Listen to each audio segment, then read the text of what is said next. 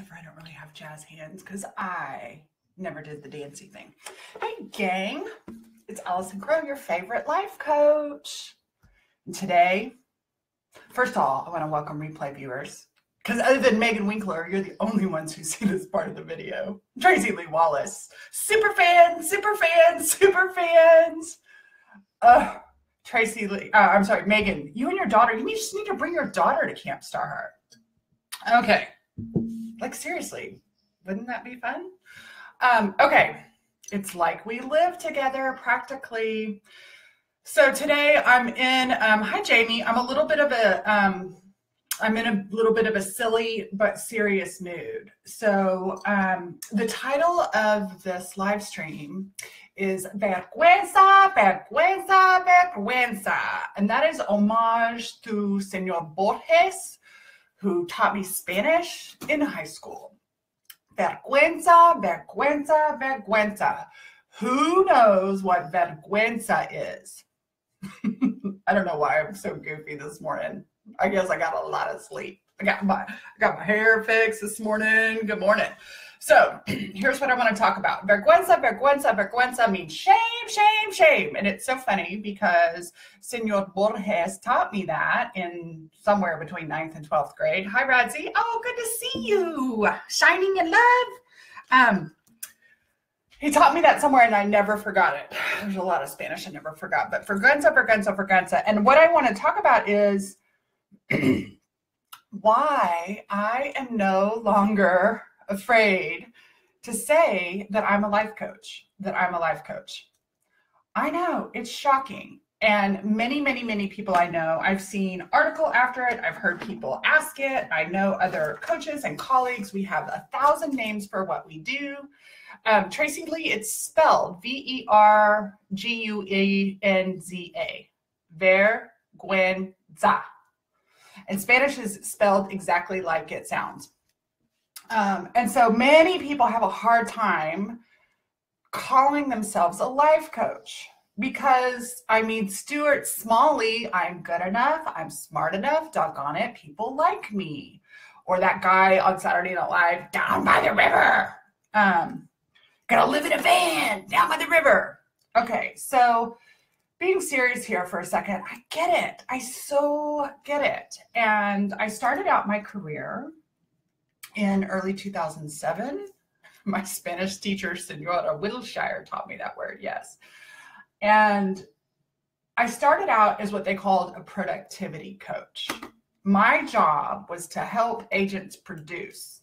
Basically, I was technically supposed to be I was supposed to be a trainer with a whip. Produce. Not really. I was there for support, but it was essentially a sales coach. Tracy says my first business title was Self-Exploration Guide. And here's what's so funny. Not that it's true, but now when I see that kind of stuff, I recognize, because I had it too, the vergüenza of calling myself a life coach, right? I was ashamed to call myself a life coach. I've called myself a soul coach, found out that one was trademarked. Fortunately, not the hard way. So I have called myself a life and business coach because business seems so much more credible, and I do business coaching. I've been doing business coaching from day one. But last year, I decided, like, screw this, y'all. I'm everybody's favorite life coach, and here's why. And I've heard a couple of people say something along the lines. So number one inspiration, I think a long time ago, was Martha Beck. I was on a call with Martha Beck and Lissa Rankin, and somebody was getting coached around just being so embarrassed at how many life coaches there were and how many of them were shitty and blah, blah, blah, blah, blah. And Martha Beck's shoulders just went up and she was like, dude, there's 80 billion people in the world. We need more life coaches. There's no such thing as competition. There's enough clients for us all, and we need life coaches. And that was one of the first times, like, I just heard somebody use that term and with such confidence. And then the second time, I remember Steve Chandler telling a story. Hi, Michelle. I remember Steve Chandler telling a story at an event I went to with Steve Chandler and Rich Litvin. Now, Steve Chandler is an extremely successful coach. And I don't know what he's doing now. He's written gazillions of books, but when he was actively coaching, he was life coaching corporate people, and he would get $150,000 a year. So I don't know what y'all are doing, but one client for $150,000 for a life coach. Why are we whining about being a life coach? And I remember Steve Chandler told this story about this gentleman that, hi, Michelle Showmaker. Good to see you too. I so appreciate you giving the program a go. I know it wasn't for you, but I also appreciate you telling me that you love my energy, because my little ego was like, oh, what did I do wrong? But it's all good. Shoe doesn't fit for everyone. So he said, yeah, this guy called and said, I want to know what credentials do you have? If I'm going to pay you $150,000 a year, I need to know your credentials. And Steve Chandler said, if you need to know my credentials, then I'm not the coach for you.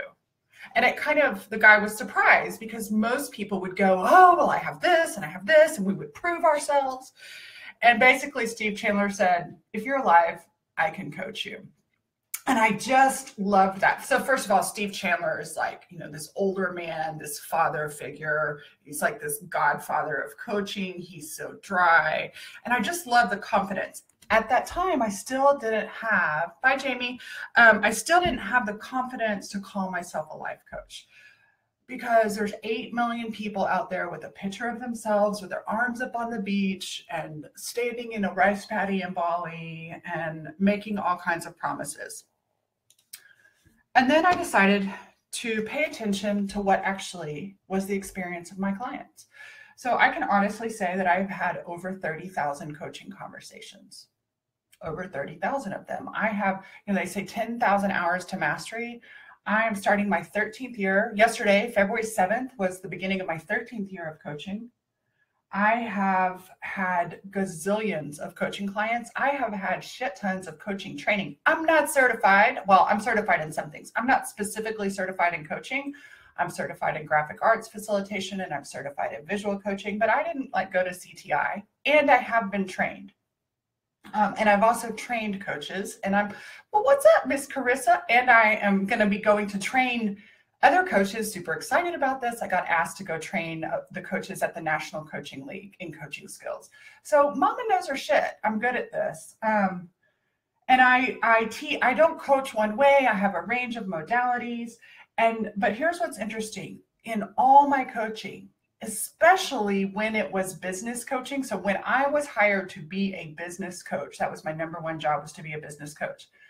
You know who did the best in the business? You know who produced the most? You know, the ones who made the most money, who had the most joy, who really lived their lives, were the ones where we did mostly life coaching. We did 95% life coaching. And once we get that 95% lined up and aligned from the inside out, they ran with the last 5% and succeeded. Success. That's another one. We call ourselves, hi, Angela, we call ourselves success coaches. And here's the thing. I'm not knocking you if you don't call yourself a life coach.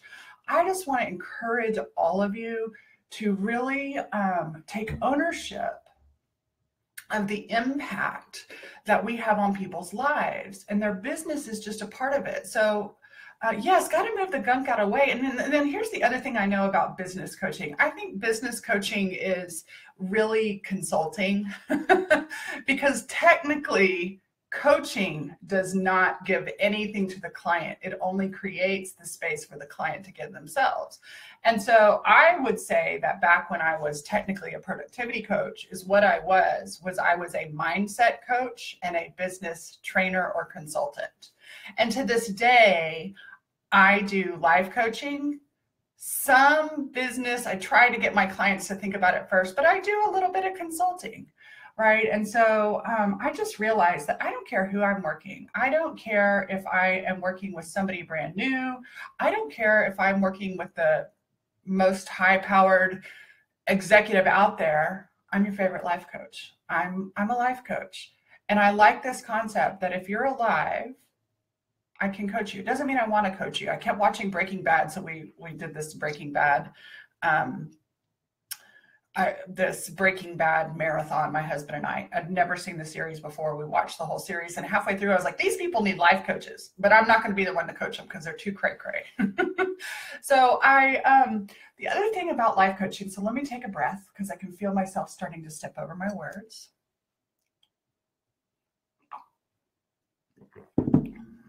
My friend Kay Blong calls herself a holistic life and business coach. And what she means by holistic is she covers all areas of life. And for me, I have found out that when I get my life right, let me rephrase that. When I get my life better from the inside out, when I get my life aligned, I don't want to say right or wrong.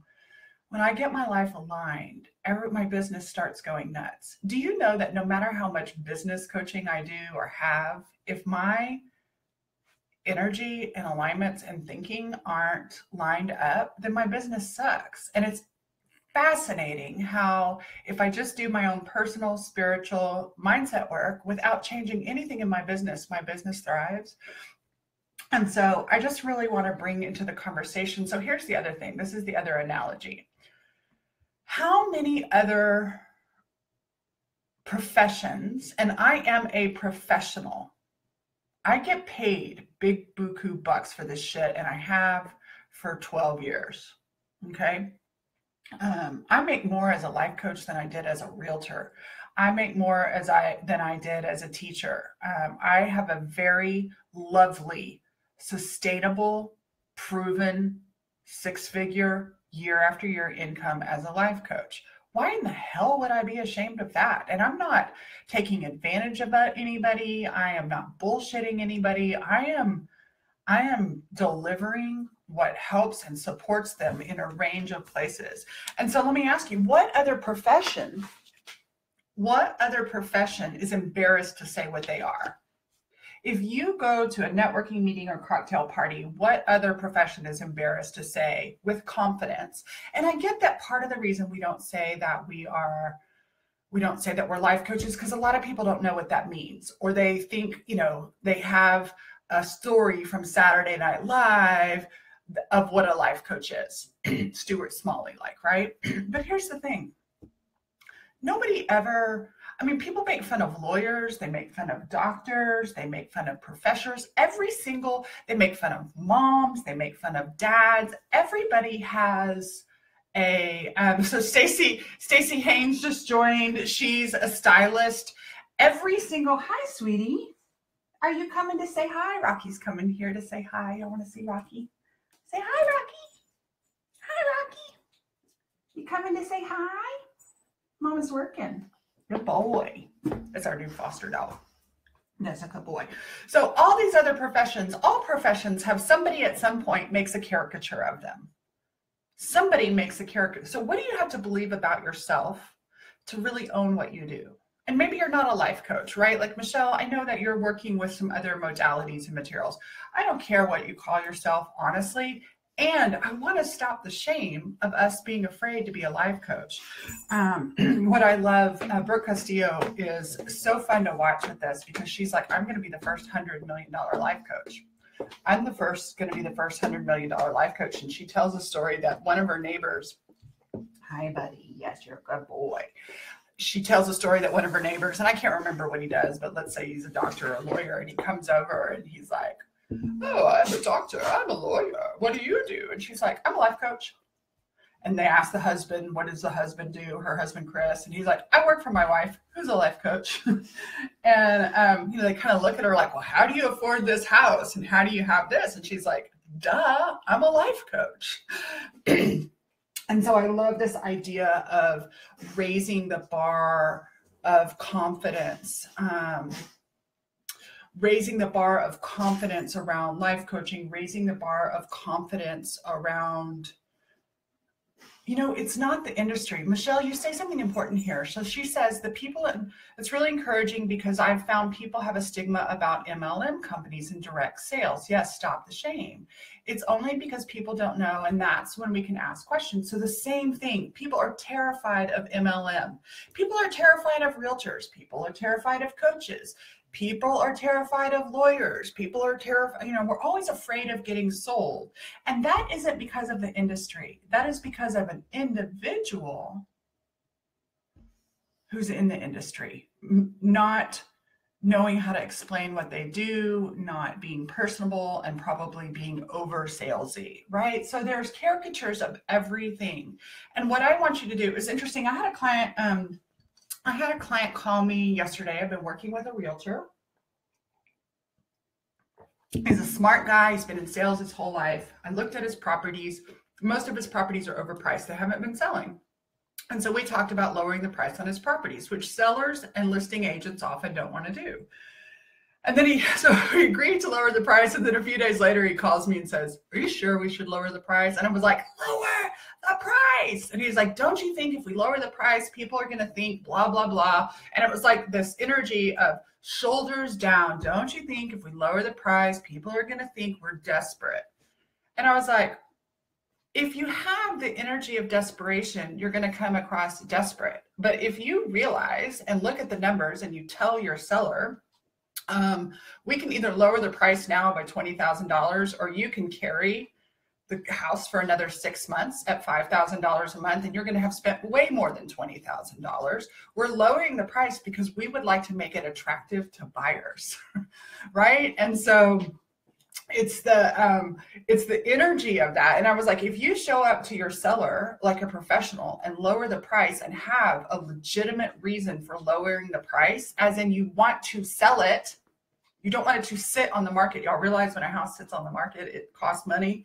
So you want to sell it. And it was like, he was like, oh, like he'd never thought, he'd only thought about the desperation side. And so what I want you guys to do that are in the personal coaching, life development, y'all realize that personal development is one of the top most successful industries in the world. Of course, there are schmarmy people in this industry. There's schmarmy people in the pet industry. There's schmarmy people in the vitamin industry. There's schmarmy people in the coffee industry. There's schmarmy people everywhere. Quit worrying about the schmarmy people and stand up for what you do, whatever you do, whether you're a realtor, whether you're if you're selling the oils. It's funny, my husband asked me the other day, he's got a couple of friends that sell the Young Living oils, and I have a lot of clients who sell the oils.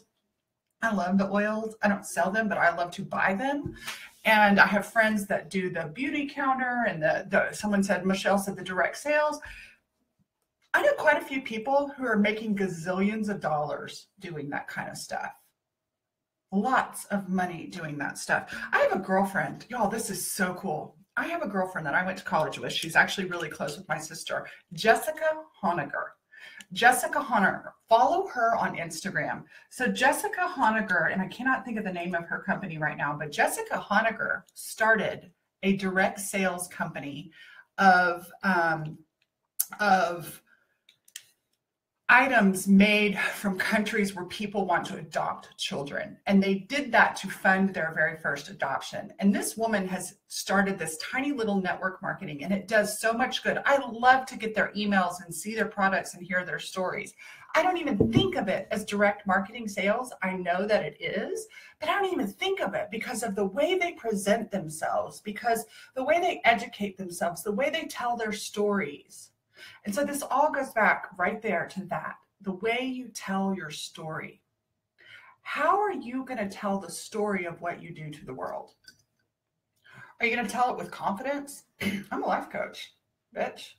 I have conversations with people. Sometimes I just stare at them and their lives change. I have conversations with people. I ask people questions that nobody else would ever ask them. This guy's been in real estate for a year and nobody's told him to drop the price on those damn houses. Nobody told him, oh, I'm so glad you have a $10 million listing. But guess what? The $10 million listing has a 27-month, going to sit on the market. So you can either wait 27 months or you can find out the carrying cost and you can slash that baby and get it sold. What do you want to do? Right? Nobody's ever taught them. So this is the other thing. The more you learn about what you do, the more skilled you are at what you do, the more confident you will be. So go get educated, go spend time. And I'm not just talking book educated. I am talking book educated and time educated. One of the things that in this new program that I do, the Soulful Success program, I have a handful of new coaches that come to this program. And one of the reasons it's not, I'm not hand holding them through starting their business. Starting any kind of business, I'm sorry, but there is no linear thing. This is a lot of slapping spaghetti at the wall, because what works for me might not work for you. But you know what they get to do? They get to see a master coach enroll, sell, advise, coach. And they get to see all the different, they get to see me coach in life examples. They get to see me coach in business examples. And I'll tell you what, you want to know one of the first ways I learned how to coach was I hired a coach and I watched her. And then I hired a second coach and I watched him. And then I hired a third and a fourth and a fifth and a sixth. And I paid attention to what they did well. I paid attention to what worked for me. I spent time and energy. Did y'all realize that last night I woke up at like 3 o'clock in the morning so tickled pink that I get to go help Hank Avink and go train his coaches and coaching skills. I'm laying in bed thinking of, what am I going to teach him? I'm laying in bed thinking of it with confidence. And I can't wait to go and teach a bunch of real estate sales coaches about life coaching, right? And so I just wanted to share. I'm going to come back and check your comments. Yes, whatever energy I'm holding is what I communicate. This is good shiz. It is good shiz. And I just want to, in whatever you do, I want you to raise your shoulders and be confident. And here's the thing, I will go toe to toe. I will go toe to toe with, what's that Tony Robbins guy? Now, Tony Robbins is fucking skilled in some things. I will go toe to toe with Alana Van Sant. I'm not saying I'm better or worse than them, but I hold myself. Steve Hardison coaches Alana Van Sant. And I love watching Alana Van Sant. I watch Alana Van Sant to watch how she coaches. I love to listen to how she coaches. I love to listen to how she thinks. I watch the masters and I listen to them. I put myself as a peer of Tony Robbins and Alana Van Sant. And do you know what Tony Robbins is? A life coach. Do you know what Alana Van Sant is? A life coach. Do you know what Martha Beck is? A life coach.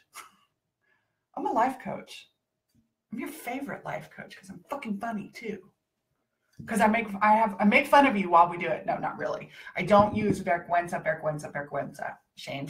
So really, I just wanted to come across and share with you this morning. Just remember that what you do makes a difference. I had so many wonderful birthday messages. Thank you all so much for that.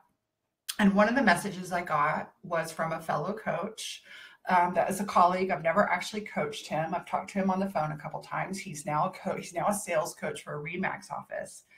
And he left not only the nicest message saying how wonderful I was, but what a difference I made. And then he handed the phone over to a woman who I don't know and said, I want to share a voice with you of somebody that you've made an impact and you don't even realize.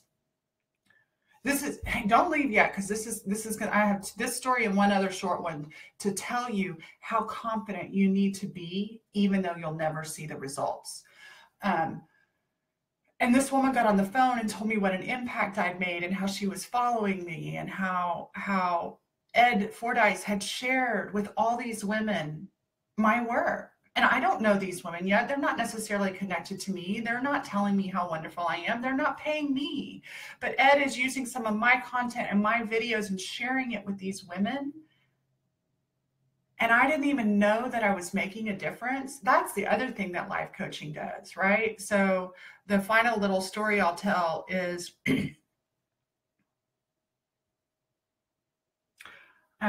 I have a client. She's one of my early clients, Dana Anderson Whitaker.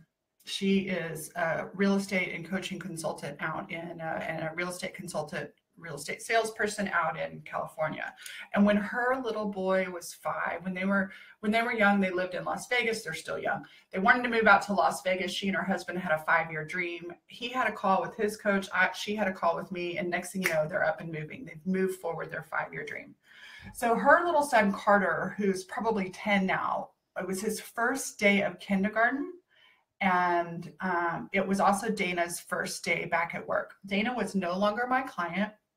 She picks up the phone on a Monday evening and calls me frantic. Now, mind you, I'm not a biological mom. I'm a bonus mom, okay? But I'd been her life coach.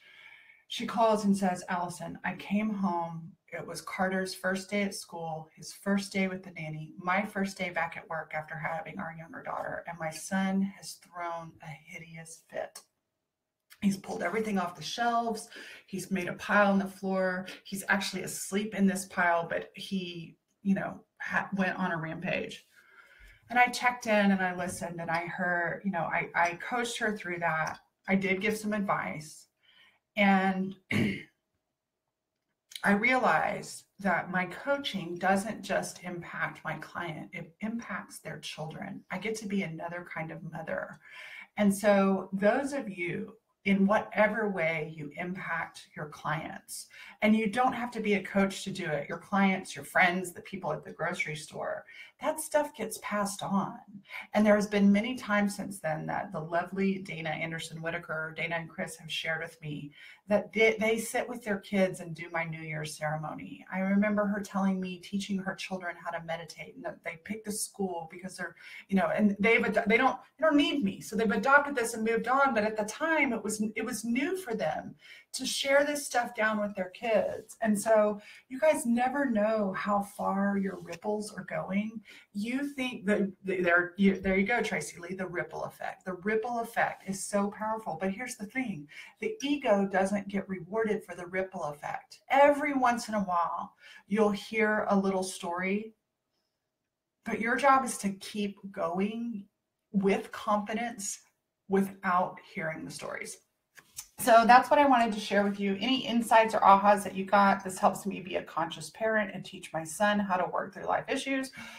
Exactly. And isn't it so fun that what if, well, that's the other thing I was going to say. What if there's no need for life coaches? I don't need a life coach, but I have a life coach. I don't work with people who need me. I work with people who want me as a part of their holistic care. So I just wanted to pop in and share that little bit today.